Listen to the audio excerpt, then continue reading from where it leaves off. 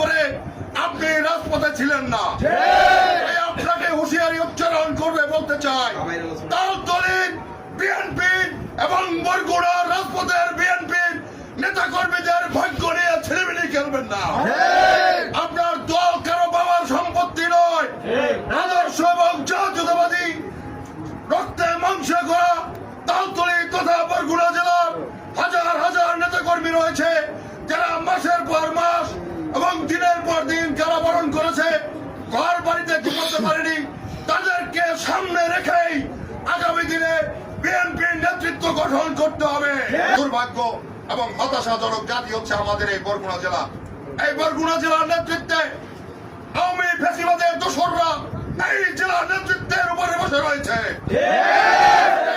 BNP জাতীয়তাবাদী অত্যাচারী রাজপথের ত্যাগী নেতা কর্মীদেরকে অপমানিত করছে। এমনকি বরগুড়া জেলার প্রত্যেকটি উপজেলায় আওয়ামী তৎপরতা এবং আওয়ামী লীগকে পুনঃপ্রতিষ্ঠিত করছে এবং এর নেতৃত্ব দিচ্ছে বর্তমান বরগুড়া জেলার আহ্বায়ক নজরুল ইসলাম মোল্লা। এই নজরুল ইসলাম মোল্লা সর্বত্রই আওয়ামী লীগকে আজকে বরগুড়া জেলায় প্রতিষ্ঠিত করছে।